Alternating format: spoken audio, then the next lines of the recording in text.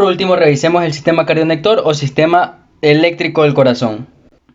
El corazón tiene la capacidad de autoexcitarse rítmicamente por medio de dos mecanismos. El primero, de generación de impulsos eléctricos rítmicos, y el segundo, por la conducción de esos impulsos a lo largo de todas las fibras musculares cardíacas. Este mecanismo permite o facilita algo muy importante, y es que las aurículas se contraigan primero que los ventrículos. Esto se debe a que le da paso a que los ventrículos se puedan llenar correctamente. Este sistema eléctrico comienza con el denominado nódulo sinusal. También se lo ha denominado como nódulo sinoatrial o nódulo de Kate y Flack. El nódulo sinusal es un pequeño agrupamiento de células musculares especializadas que tiene aproximadamente de ancho 3 milímetros, de longitud aproximadamente tiene 15 milímetros y de grosor aproximadamente tiene 1 milímetro. El nódulo sinusal se encuentra situado en la pared posterolateral y en la parte superior de la aurícula derecha, justamente cerca a la desembocadura de la vena cava superior, y se conecta directamente con las fibras musculares cardíacas de las aurículas. El nódulo tiene la capacidad de autoexcitarse, por lo tanto, tiene la particularidad de controlar la frecuencia cardíaca. Pero, ¿qué hace que el nódulo sinusal tenga esta particularidad de poder autoexcitarse? Primero, el nódulo sinusal posee un potencial de membrana mucho menos negativo que las demás células, aproximadamente de menos 55 a menos 60 milivoltios, y no de menos 90 como lo tiene el resto del músculo cardíaco auricular y ventricular. Siendo así, el umbral también es mucho menor, y este umbral oscila aproximadamente a menos 40 milivoltios. Debido a que el potencial de membrana es sumamente bajo, se lo ha denominado también como potencial de marcapasos o potencial o prepotencial.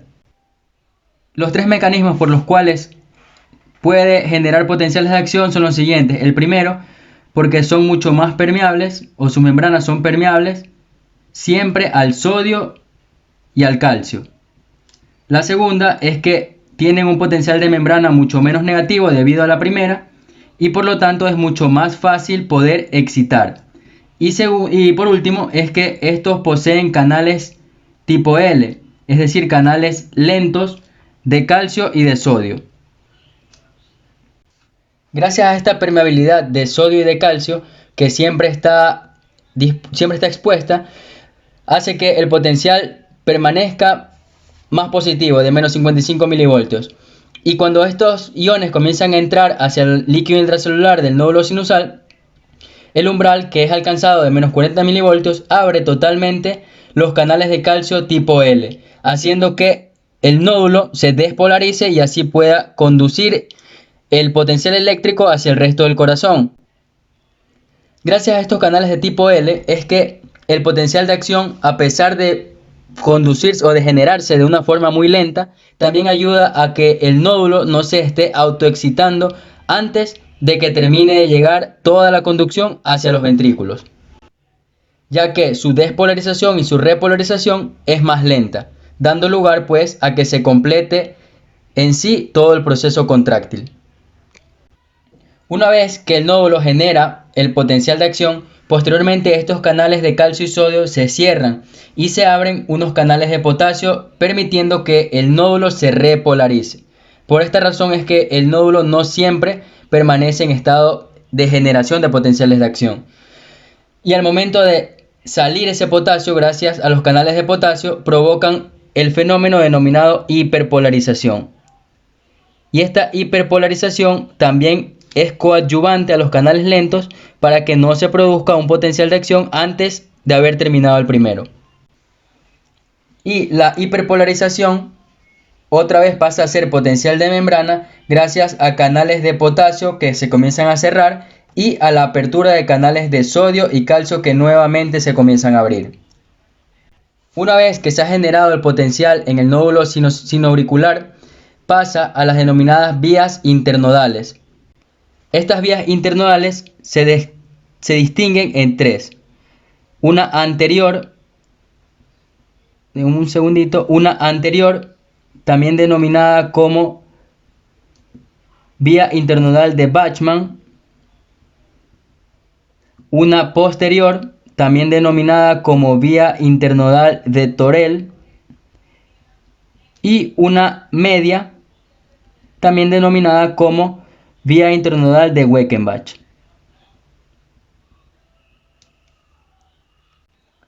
Todas estas vías internodales terminan a nivel del siguiente nódulo o la siguiente parada, que es el nódulo aurículo-ventricular o nódulo de Achof-Tavara.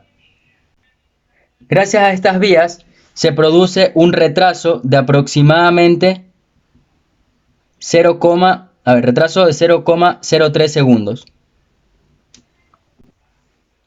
La vía de Bachmann da un pequeño fascículo hacia la aurícula izquierda, haciendo que cuando el potencial atraviesa todas estas vías internodales generan la sístole auricular.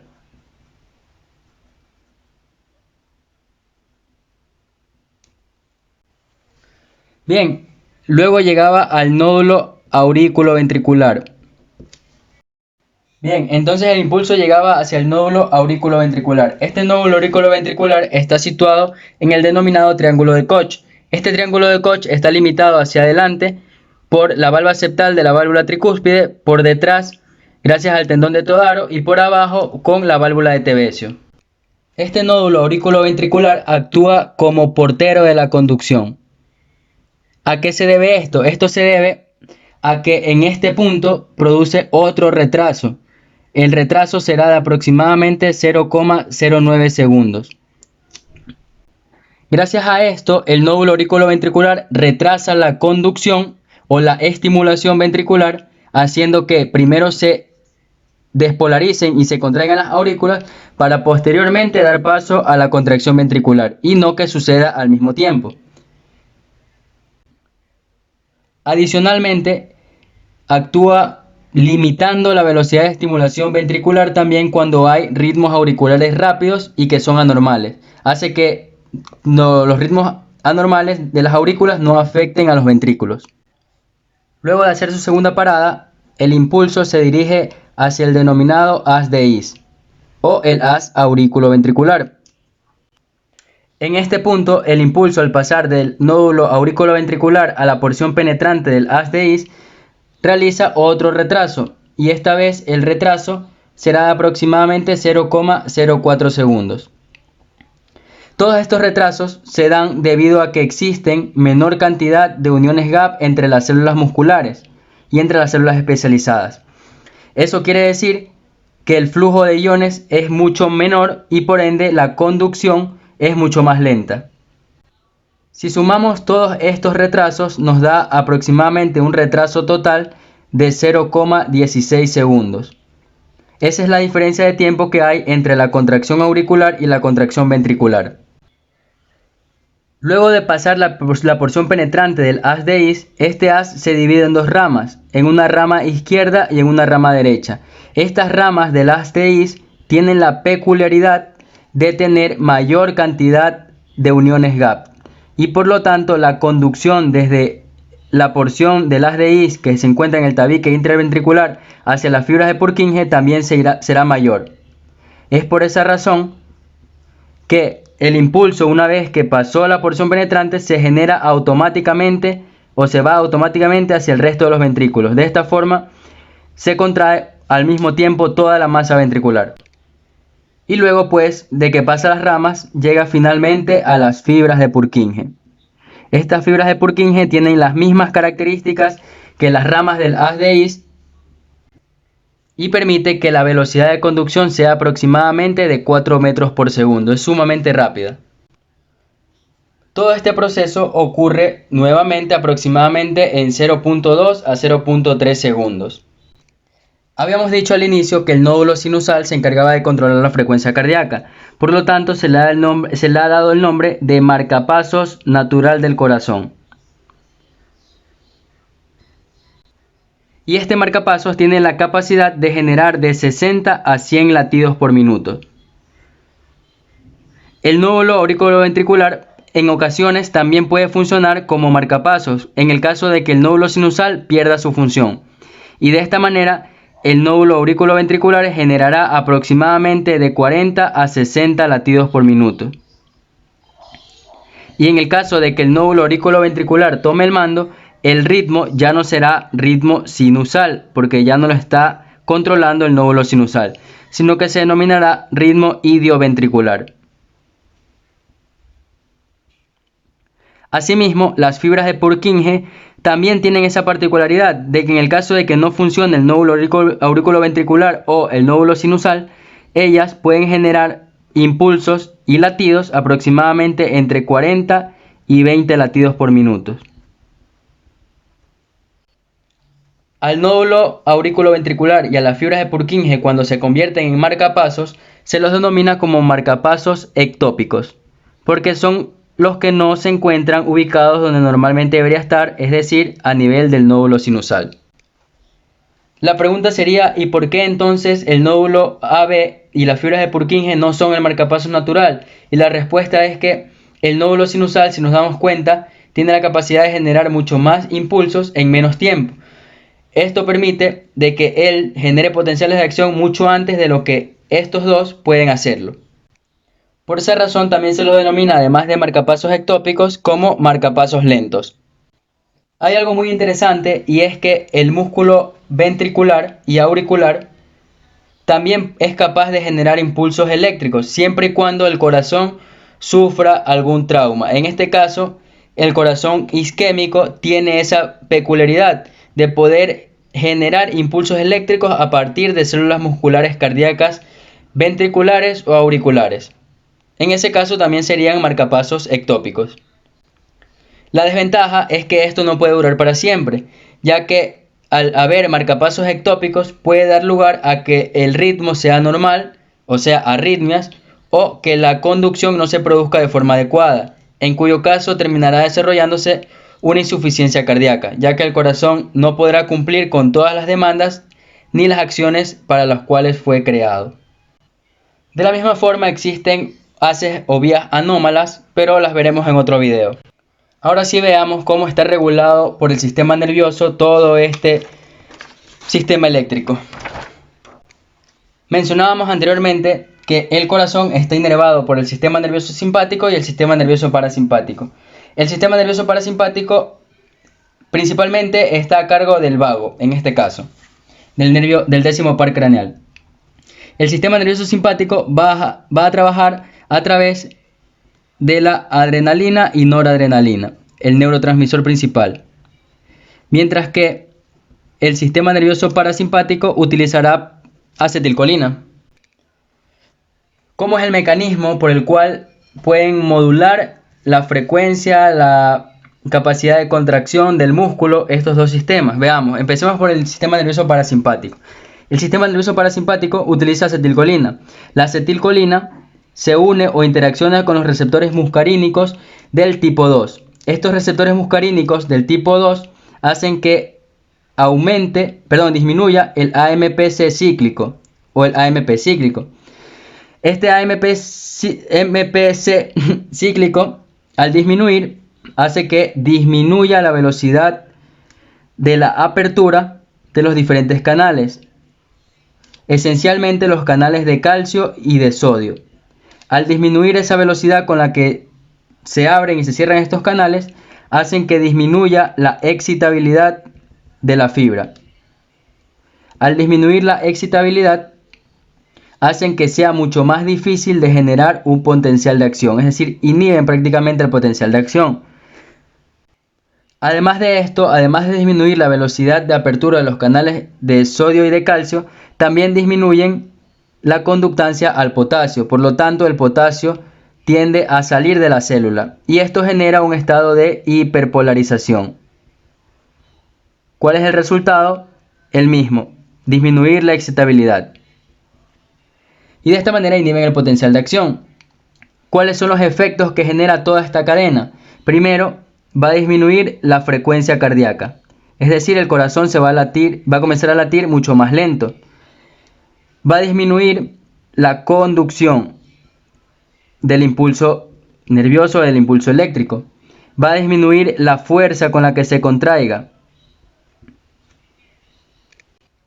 Y si la estimulación de la acetilcolina es muy intensa, puede hacer que el corazón incluso entre en paro, o sea, se detenga, porque bloquea totalmente la conducción hacia el nódulo auriculoventricular.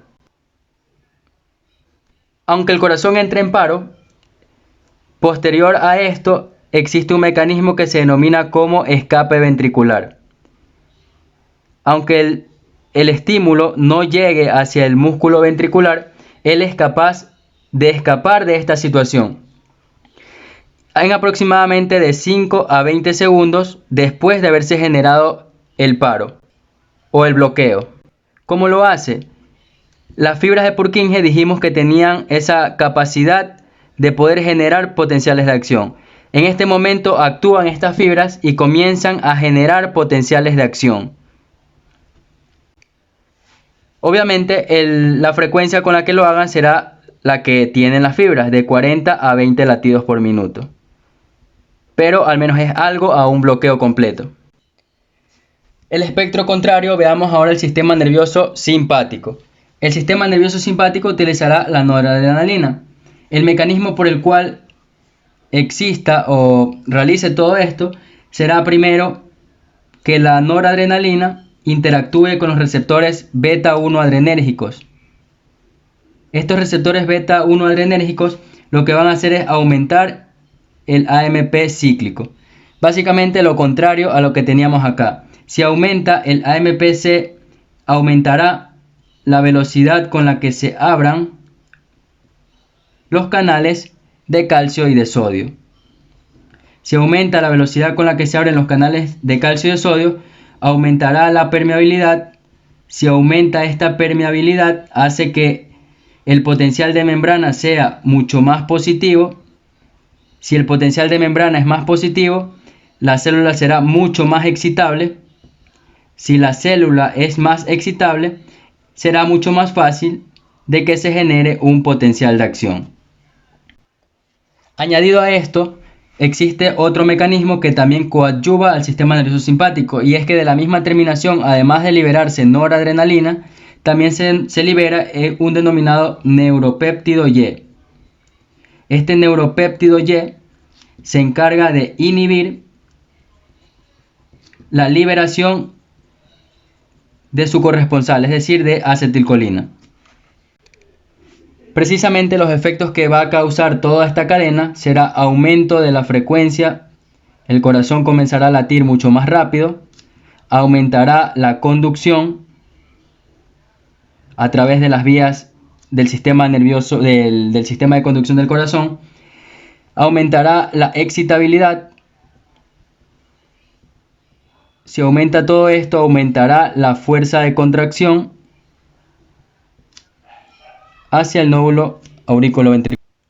En otras palabras, y siendo mucho más sencillos, el sistema nervioso parasimpático se encarga de inhibir todas las funciones del corazón, fuerza, frecuencia, conducción, mientras que el sistema nervioso simpático se encarga de estimular o de aumentar las propiedades del corazón, frecuencia, conducción, fuerza, etc.